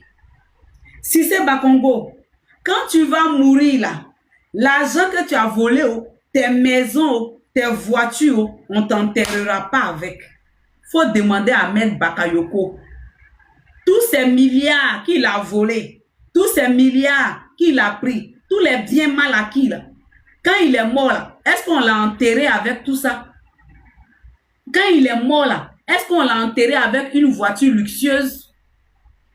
Quand Ahmed Bakayoko est mort, là, est-ce qu'on l'a enterré avec une maison luxueuse? Tout est resté derrière ici. Lui qui disait que le pays est bouclé, c'est géré, là. Quand il est tombé Gayaï, quand ils l'ont tombé Gayaï, là, on n'a pas enterré avec tous les biens. Même notre papa Oufio Boyen qui a construit Côte d'Ivoire, là, quand il est mort, là, on n'a pas pris Côte d'Ivoire là pour l'enterrer avec. Donc là, si c'est Bakongo, le mal que tu fais aux Ivoiriens, là, avec l'argent que tu voles, tu manges avec tes deux pieds, tes deux bras, tes narines ouvertes, on dirait un même médicament dedans là. Quand tu as mouru là, on ne va pas t'enterrer avec cet argent là. Donc, il faut faire du bien autour de toi. Il faut faire du bien aux Ivoiriens autour de toi, c'est important si c'est Bakongo. Il faut arrêter de faire pleurer les Ivoiriens. Il faut arrêter de faire pleurer les veuves et les orphelins. De faire pleurer les démunis. Arrêtez ça. Tout ça là, c'est vanité des vanités. Les précédents avant toi là, ils ont servi à Alassane Ouattara avec fidélité. Les précédents avant toi là, ils ont servi à Alassane Ouattara avec diligence, avec fidélité. Mais ils ont été récompensés par la pire des manières. Ils ont été récompensés par la pire des manières. Ils ont servi Dominique Ouattara et son mari avec fidélité. Mais ils se sont retrouvés assassinés. Ils se sont retrouvés empoisonnés. Ils se sont retrouvés éliminés. Ils se sont retrouvés les maisons cassées. Ils se sont retrouvés dormant dans les rues, dans l'eau. Tu n'échapperas pas. Ton karma arrive. Ton karma arrive. Ton karma arrive si c'est Bakongo. Ton ventre, on dirait supporter de bandits là. Ton karma arrive si c'est Bakongo. Les Ivoiriens que tu fais pleurer, les Ivoiriens que tu fais saigner, merci mon péco. Les Ivoiriens que tu fais pleurer, tu n'es pas immortel si c'est Bakongo. Tu n'es pas immortel. Toi là, tu n'as pas servi à Alassane Ouattara plus que Ahmed Bakayoko si c'est Bakongo. Toi là, tu n'as pas servi à Alassane Ouattara plus que Soro Guillaume. Toi là, tu n'as pas servi à Alassane Ouattara plus que Ouattao. Tu n'as pas servi à Alassane Ouattara plus que, comme on appelle ça, Amadou Gon Coulibaly. Tu n'as pas servi à Alassane Ouattara plus que Bédié. Bédié a servi à Alassane Ouattara en permettant à Ouattara d'être président, il a aidé. Mais Alassane Ouattara et sa femme Dominique Ouattara, ils ont payé Bédié par la mort. Ils ont donné la bise de trahison, de crucifixion. Ils ont tué Bédié. Donc toi, si c'est Bakongo là, il n'y a rien de nouveau sur le soleil. Tes deux pieds penchés, ton pied croisé là, tes pieds penchés là. Et puis quand tu es en train de faire du mal aux Ivoiriens, tu oublies que tu es mortel. Quand tu es en train de casser la maison des Ivoiriens, tu oublies que toi là, tu n'es qu'un simple mortel. Tu n'es qu'une petite personne de merde qui n'a que le souffle que Dieu lui prête. Que tu vas rendre l'âme un jour à ton créateur, à Dieu. Mais tu casses mosquée. Tu casses église. Tu casses mosquée. Tu casses église. Si c'est Bakongo, c'est la malédiction qui est sur toi, Walai. C'est la malédiction qui est sur toi, Walai. Tu casses mosquée, tu casses église. Tu oublies que le souffle de vie qui est dans tes narines, ton nez qui est devant toi et puis tu prends pour respirer là. Mais que dis-je? Est-ce que vous croyez en Dieu? Vous ne croyez pas en Dieu. Vous les gens du RHDP là, vous ne croyez pas en Dieu. Vous prenez juste la religion comme protection, comme couverture. Parce que dans le fond, vous êtes des satanistes. Dans le fond, vous êtes des démoniaques. Dans le fond, vous êtes des francs-maçonniens. Dans le fond, vous êtes des vampiristes qui vous nourrissez de la douleur des Ivoiriens, qui tirez vos plaisirs, vos pouvoirs, vos puissances dans la douleur, dans les pleurs des Ivoiriens. C'est dans ça que vous tirez vos plaisirs. C'est dans ça que vous tirez votre satisfaction. Donc si c'est Bakongo, tu n'es pas Dieu. Un jour, tu vas rendre l'âme à Dieu. Il y a un être suprême au-dessus de toi. Un jour, tu vas rendre l'âme là à cette personne-là. Il faut faire du bien autour de toi. Il faut arrêter de casser la maison des Ivoiriens. Il faut arrêter de faire dormir les Ivoiriens dans l'eau.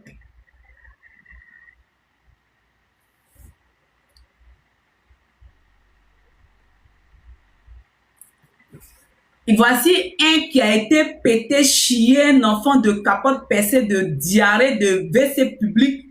Et puis c'est même pas bon WC public. Les WC des anciens temps où quand tu t'assois, tu chies, ça fait tomber. Ça tombe dedans, on dirait bombe atomique là. Voici un qui vient ici, il me dit la bordellerie ne paye pas. Tu fais recours à les panels. La bordellerie que ta mère est dedans là. C'est ça, tu penses que moi je suis dedans. Tu as confondu ta femme à moi. Ta femme la pute là. Ta femme la prostituée là. Ta femme la dépravée là. Tu l'as confondue à moi. Et puis toi-même, tu es un garçon prostitué. Tu ne savais pas qu'il y a les garçons prostitués? Tu ne sais pas qu'il y a les garçons prostitués? Il y a les garçons prostitués. Toi-même là, tu es un garçon prostitué.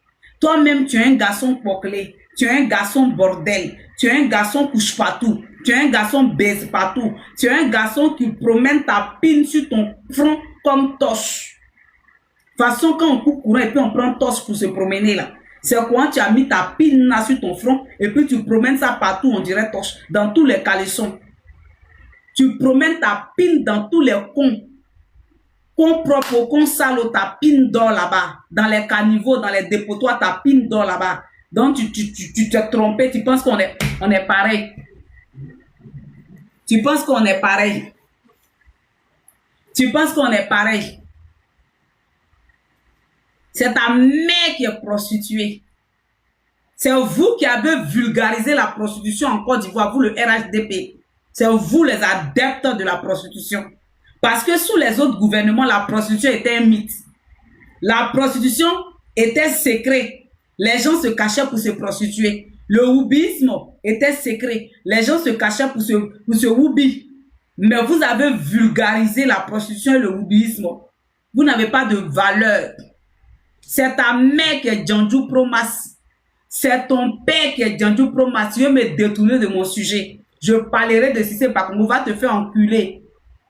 Je te bloque. Ko El Hadj Bamba.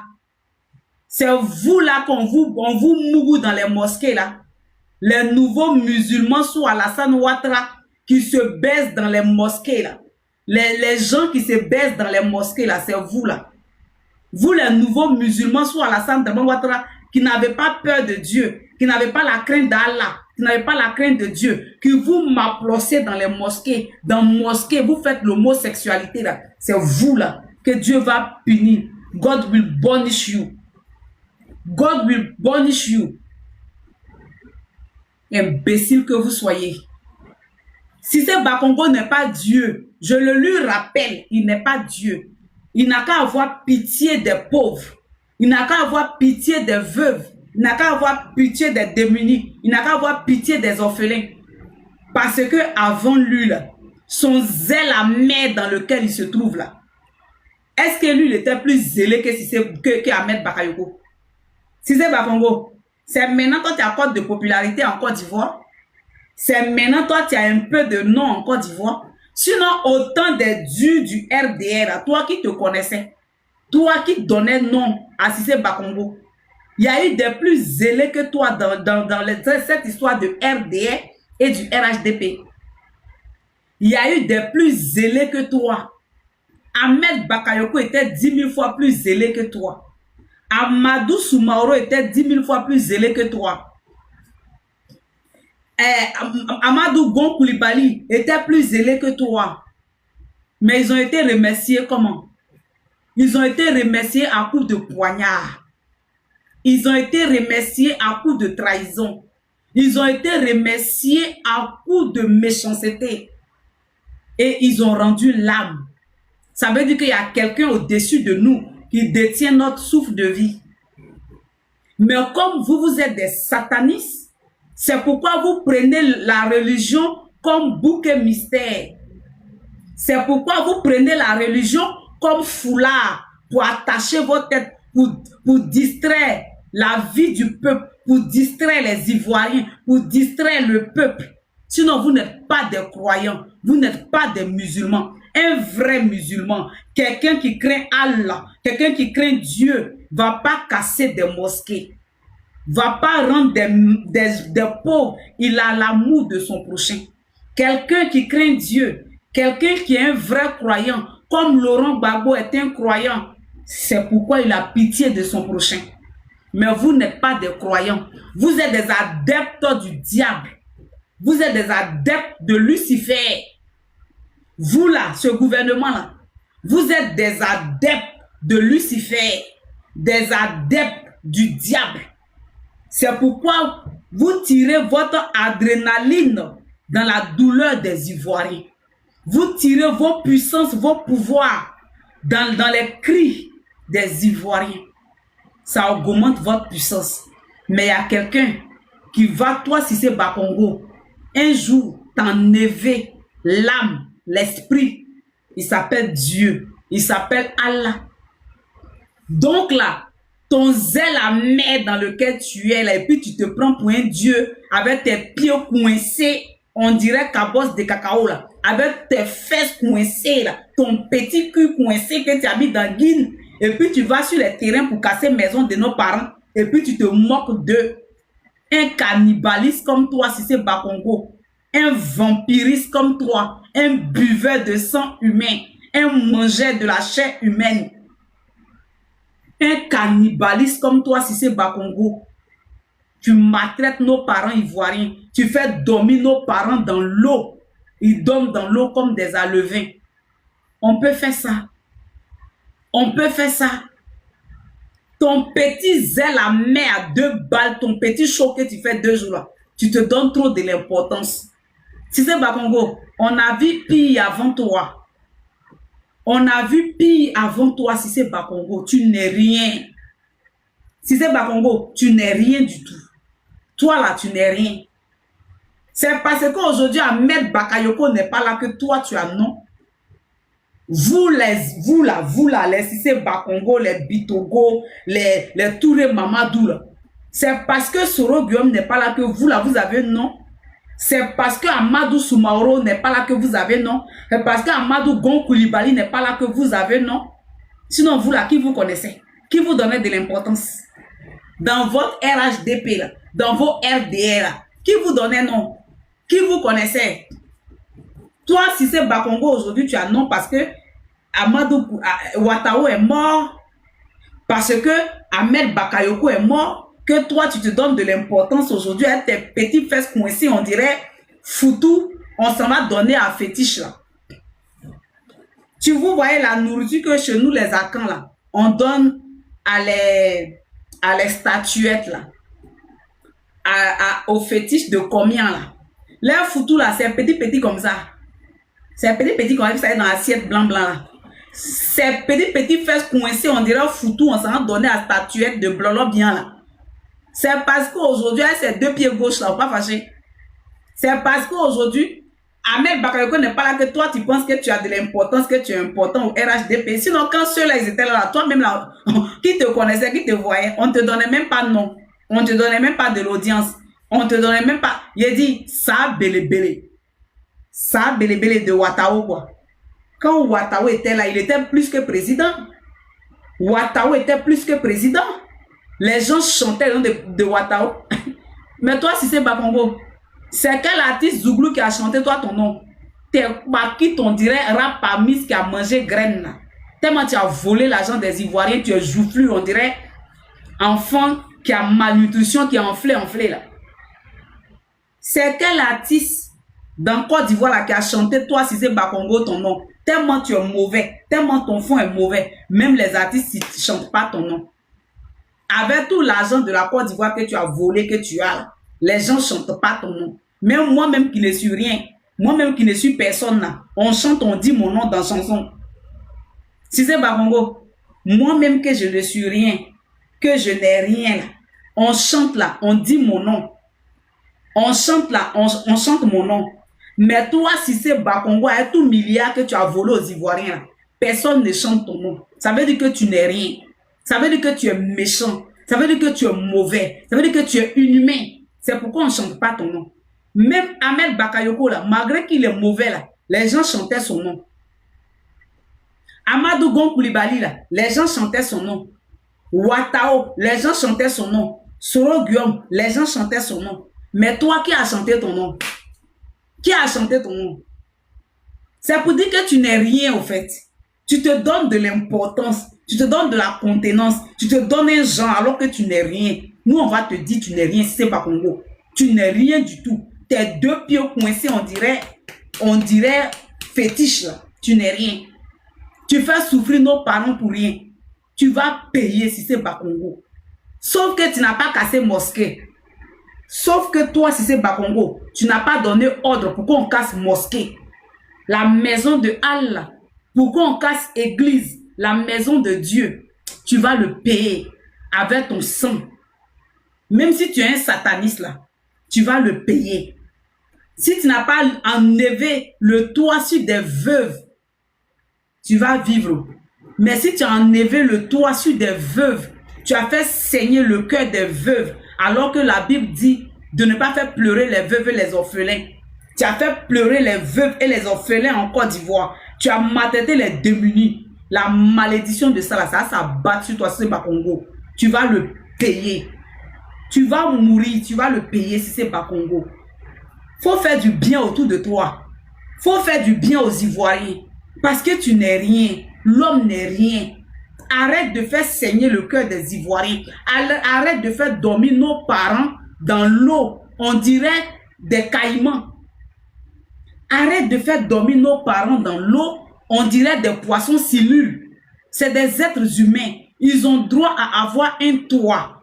Pendant que toi, si c'est Bakongo, tu vas dormir dans ta maison, au chaud. Tu vas te laver sous ton robinet avec l'eau chaude, l'eau froide.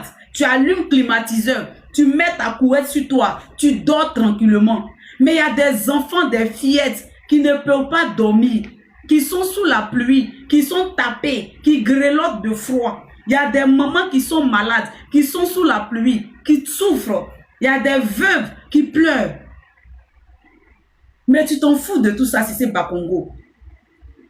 Tu t'en fiches de tout ça si c'est Bakongo. Si tu n'es pas maudit, c'est quoi encore? Danga Bikoke. Danga le Biko si c'est Bakongo. Cannibaliste, ritualiste. Si c'est Bakongo ritualiste qui a déviégé tous nos enfants garçons de la Côte d'Ivoire, qui a pris leur masculinité, qui a pris leur virilité pour faire tes sales rituels de satanisme. Tu as baisé tous nos enfants garçons de la Côte d'Ivoire pour faire tes sales rituels là. Malgré ça, tu brilles pas. Malgré ça, là, tu brilles pas. Malgré ça, là, ton teint, là, on sent que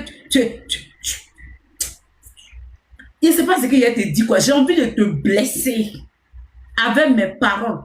De la manière que mes parents ivoiriens pleurent leur cœur blessé, là. Je veux que toi, là, en regardant cette vidéo, là, que ton cœur soit blessé et que tu fasses du bien aux Ivoiriens. Que tu arrêtes de casser la maison des Ivoiriens. Mais ça ne peut rien te faire. Parce que quelqu'un qui mange la chair humaine, ce ne sont pas des paroles qui vont le toucher. Quelqu'un qui boit du sang humain, ce n'est pas des paroles qui vont te toucher. C'est ça. Mais tu vas le payer si c'est Bakongo. Votre pouvoir là va tomber. Les veuves, les orphelins, les démunis, les Ivoiriens que vous avez rendus misérables, là, vous allez le payer, vous allez quitter ce pouvoir. Il y a 2 mois, celui-là, ce parvenu, là, ce juriste pacotille, là, un faux juriste, fake juriste. Toi, tu es un juriste. Normalement, tu es censé savoir que dans le droit, ce qui s'est passé à Koumansi campement et les déguerpissements sont illégaux, illégitimes. Qu'on ne doit pas déguerpir des populations de la sorte. Normalement, si tu étais un vrai juriste, là, tu étais censé le savoir. Mais comme tu es un faux juriste, un juriste en carton, un juriste en pacotille, un juriste trafiqué, un juriste de cours communes, d'école boutique, un faux juriste là. C'est pourquoi tu ne sais pas que les maisons que vous cassez, ce sont des délits. Mettre des gens au dehors sans les reloger, sans une logistique de réinsertion, de relogement, d'accompagnement, c'est un délit parce que c'est une manière de déshumaniser les Ivoiriens. C'est la déshumanisation et c'est un délit. C'est puni par le droit international. Normalement, si tu es un juriste là, tu es censé connaître ça. Déshumaniser un peuple est puni par le droit international. Détruire les biens des milliers de personnes est puni par la loi. Tu es censé le savoir. Mais comme tu es un faux juriste, en papotis, en carton, c'est-à-dire que c'est pourquoi tu fais tout ça. Et le soir, tu te regardes dans un miroir. Tu as regardé quoi dans le miroir? Ton vilain visage, on dirait Fakouché là. Ton visage enflé, on dirait que tu as bu comprimé avec ta copine maman Boaké là. Maman Boaké t'a prêté les comprimés qu'elle boit là. Donc toi aussi tu bois maintenant. Tu es devenu joufflu comme ça, on dirait tu as malnutrition. Ta copine maman Boaké là, ces comprimés qu'elle boit pour avoir jour, on dirait, et puis sont ici les larges, on dirait bois très là. Ça fait que toi-même aujourd'hui là, ta figure là aussi est devenue qu'on dirait on t'a bosqué. Tellement tu as mangé la chair humaine. Tu n'es rien si c'est Bakongo. Aujourd'hui, tu brilles un peu, on te voit parce qu'aujourd'hui, Ahmed Bakayoko n'est pas là. Sinon, toi qui te connais, tes fesses coincées, on dirait coup de poing qu'elle a là. Toi qui te connais. C'est parce que Ahmed Bakayoko est mort, il est couché aujourd'hui, que toi, tu te penses que tu es célèbre. C'est parce que Ouattara est mort, il est couché aujourd'hui, que toi, on parle de toi. Même malgré que ceux-là même, ils ne sont pas là, même qui parle de toi, qui te connaît? Qui te connaît? On parle de toi en mal. On ne parle pas de toi en bien. Les Ivoiriens parlent ton nom en mal. On ne parle pas de toi en bien. Mais Ahmed Bakayoko, malgré tout ce qu'il a fait de mauvais là, mais les Ivoiriens souvent parlent d'Ahmed Bakayoko en bien. Pour le peu de semblant d'humanisme qu'il a pu faire au peuple ivoirien. Ouattara là, pour le peu d'humanisme de semblant qu'il a pu faire aux Ivoiriens là, les Ivoiriens parlent en bien de lui. Les Ivoiriens chantent son nom. Les artistes chantent son nom. Mais toi là, Tu as fait quoi de bien pour donner aux Ivoiriens pour qu'un Ivoirien Zouglouman va chanter ton nom? Tu as cassé les maisons. Tu as cassé les maisons. Tu les as arraché les pains. Qui chante ton nom? Qui parle de toi? Tu fais ton show. Tu te donnes un genre alors que tu n'es rien. Malgré tous les milliards que tu as voulu, c'est Bakongo, tu n'es rien. La Starmania, là, tu n'as pas. Parce que quand on te dit quelque chose, dans tous les gouvernements, là, dans tous les pouvoirs qui viennent là, il y a les hommes qui sont, il y a des hommes d'État qui sont comme des stars, qui sont aimés par la population, qui ont la chose là. Depuis que Ahmed Bakayoko est mort là, personne ne peut prendre la place d'Ahmed Bakayoko de cette manière-là. Il n'y en a pas. Même Bitogo a essayé, ça n'a pas pris. Bitogo, là, il a essayé de prendre ce que Ahmed Bakayoko faisait, sa générosité, ça n'a pas pris. Ça n'a pas pris. Parce que vous ne pouvez pas. Et c'est toi, tu es là avec tes deux pieds gauches là. Tu casses la maison de nos parents. Tu penses que tu es qui même? Toi, tu es quoi? Tu es qui? Les mosquées que tu as cassées là, Dieu va te juger pour ça. Tu vas payer. Ton souffle de vie là, c'est Dieu qui a ça. Il va te l'arracher un jour. Donc, il faut penser à faire du bien aux Ivoiriens. Il faut penser à aider les Ivoiriens. Arrête de faire pleurer les Ivoiriens. Bande de faux juristes. Un faux juriste de pacotille. Un juriste d'école boutique. Un juriste d'école boutique. Un juriste de Marabadiassa. Et tu te traces ta ligne de conduite. Donc tout ce que tu fais dans la vie, moi j'ai fait une histoire pour devenir président. Sinon, la bourse qu'on m'a donnée pour aller en France, c'était pour faire professeur de latin et grec. Quand j'ai commencé vraiment à militer, je me suis rendu compte qu'il me manquait l'histoire de l'Afrique pour poursuivre ma route. J'ai changé. J'ai changé. Et j'ai fait une histoire parce que c'est ça qui me manquait pour connaître d'où on vient et où on peut aller en connaissant d'où on vient. Je vois des gens qui découvrent qu'il y a un fauteuil à côté, ils peuvent s'asseoir dessus. On ne s'assoit pas dessus comme ça. Ah. Le fauteuil, il est à côté, il semble vide, mais il a un propriétaire. Le propriétaire du fauteuil, c'est Laurent Gbagbo. Vous avez pris fauteuil là, maintenant ça vous brûle dans la main. Vous avez pris fauteuil là, maintenant c'est chaud dans vos mains comme braise. Vous gâtez tout sur vos chemins. Vous avez pris fauteuil là, maintenant vous ne pouvez rien construire. Vous gâtez tout sur vos chemins. Vous avez pris fauteuil là, maintenant fauteuil là brûle vos culs. Vous ne pouvez plus vous asseoir. C'est-à-dire que c'est une malédiction maintenant qui est sur vous. Vous gâtez tout. Fauteuil là, son propriétaire s'appelle Laurent Gbagbo. Le monsieur qui est en haut ici là, c'est lui le fauteuil, le propriétaire du fauteuil. C'est lui. C'est lui parce qu'il n'a pas fini son mandat.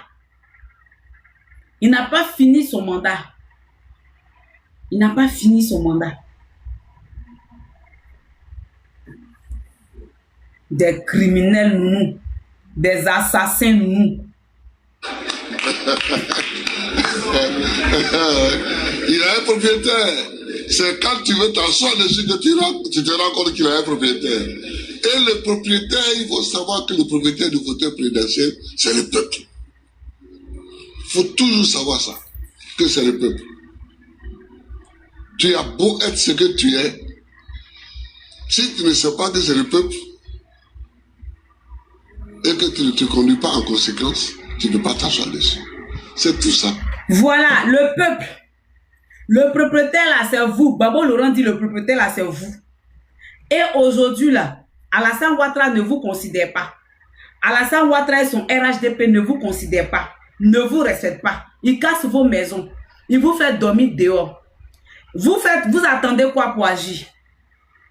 Vous attendez quoi pour parler, pour sortir dans les rues? C'est pas derrière caméra que vous allez faire. Sortons dans les rues. Allez-y, dit au RHDP, allons-y, dit au RHDP qu'ils n'ont qu'à libérer le fauteuil parce que ils sont en train de détruire la Côte d'Ivoire. Ils sont en train de détruire la Côte d'Ivoire. C'est ça le vrai point.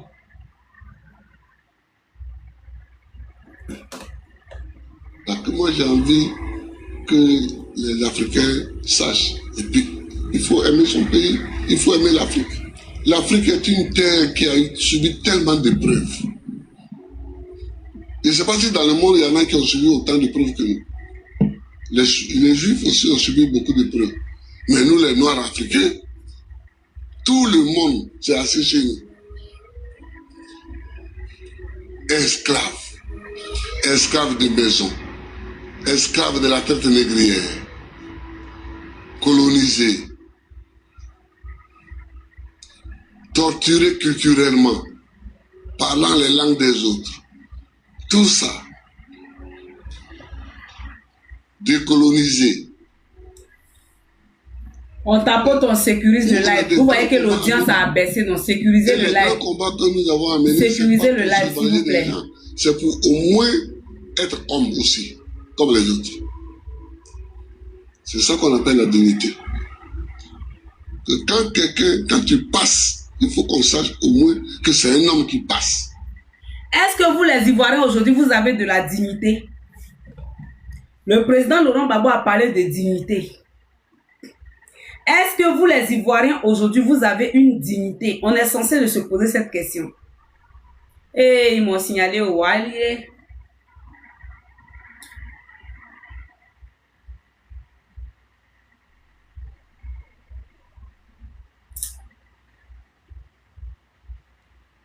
Oh, putain, pardonnez, sécuriser, non.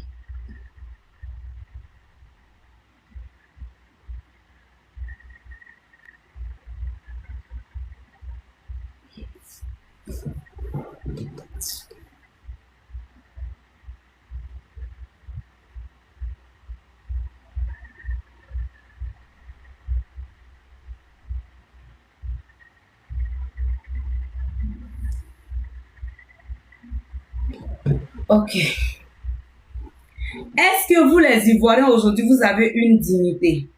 On est tenté de se poser cette question. Parce que les peuples qui ont des dignités, qui se retrouvent en pareille situation, ils réagissent à cause de leur dignité. Ils réagissent pour leur dignité. C'est-à-dire d'abord, ils réagissent à cause de leur dignité et ils réagissent pour leur dignité. Est-ce que vous, les Ivoiriens, est-ce qu'on a encore une dignité? Est-ce que nous avons encore une dignité, les Ivoiriens que nous sommes? Si on a une dignité, on doit réagir. Si on a une dignité, on doit dire au RHDP que le pouvoir qu'ils ont là, c'est nous qui sommes les détenteurs de ce pouvoir-là. Alors, ils ne doivent pas nous maltraiter comme ça. Mais à cette allure, on a l'impression que le peuple ivoirien n'a pas de dignité, n'a pas d'ego, n'a pas de personnalité.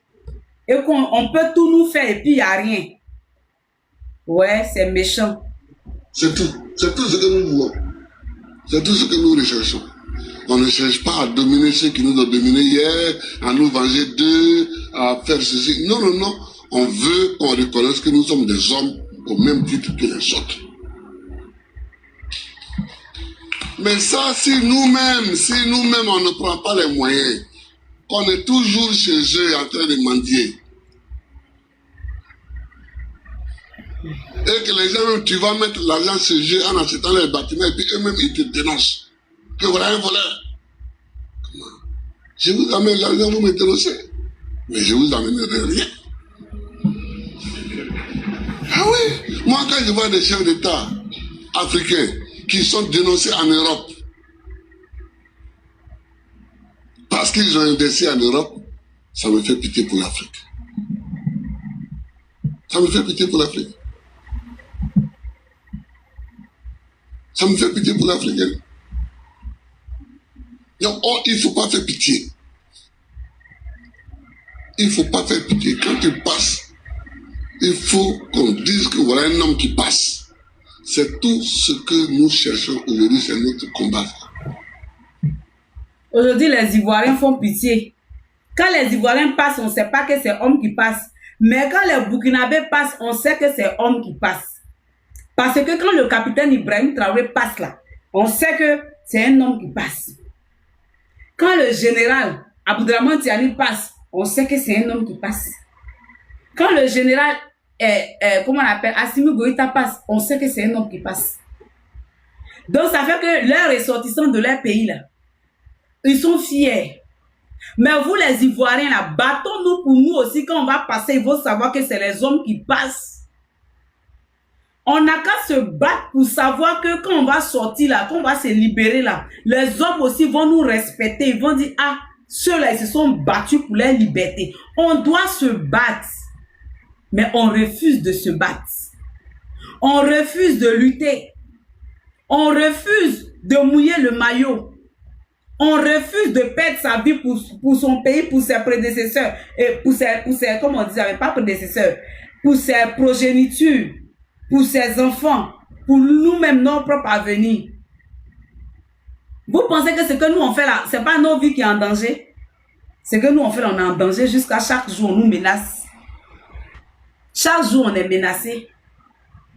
Alassane Ouattara a pris gourmand présidentiel pour aller prendre un cyberactiviste en Mauritanie.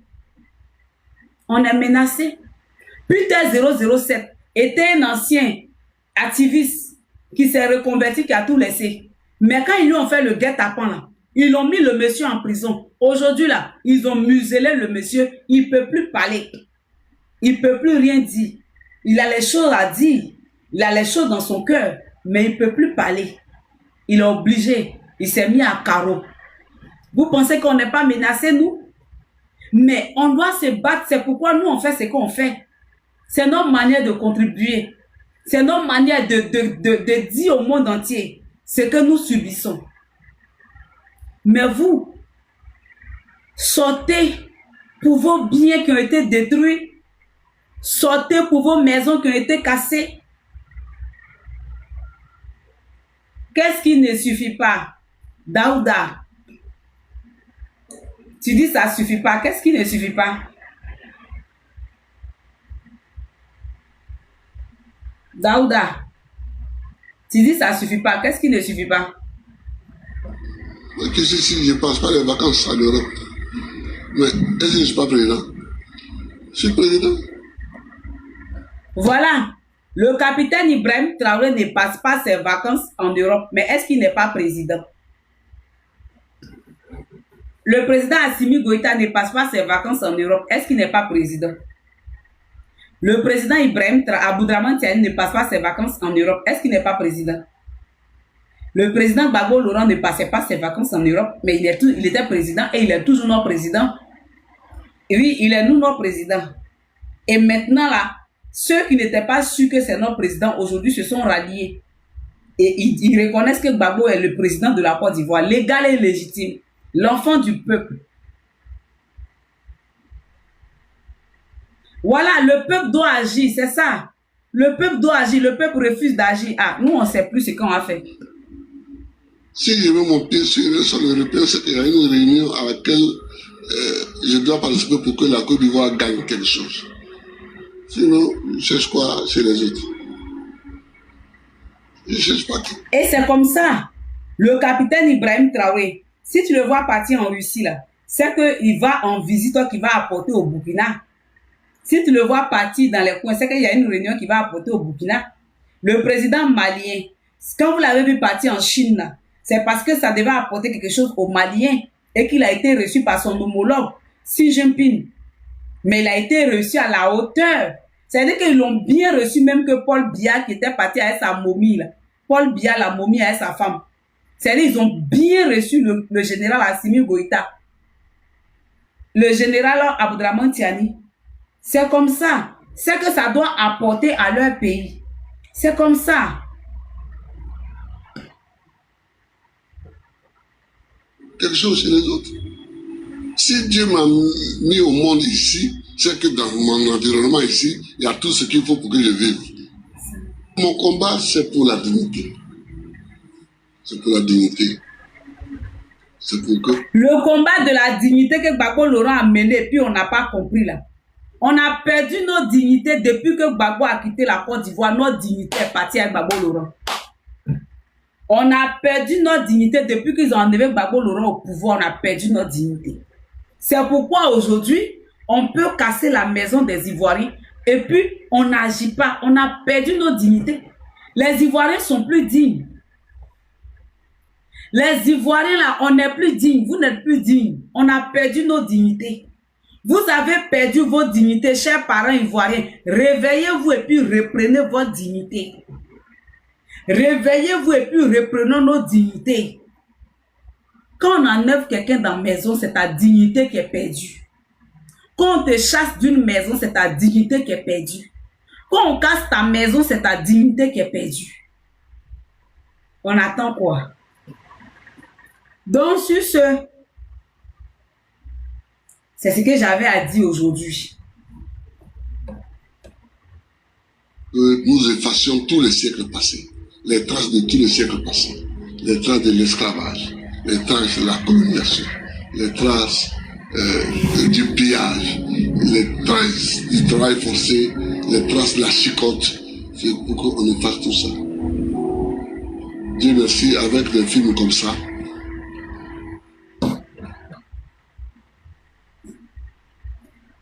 j'espère que le message est bien passé. moi je n'ai jamais peur, madame. Sinon, si j'avais... Arrêtons d'avoir peur. Parce que la seule chose qui fait que le RDL, le RHD peut prospérer en Côte d'Ivoire, c'est parce que nous, le peuple ivoirien, nous avons peur. C'est parce que nous, les Ivoiriens, là, nous avons peur. Nous sommes tétanisés par la peur, par la psychose de la peur. Ah, Yako, ton propriétaire t'a chassé. Yako. C'est pour ça qu'ils sont encore au pouvoir. On a peur, enlevons la peur de nos têtes. Enlevons la peur de nos têtes.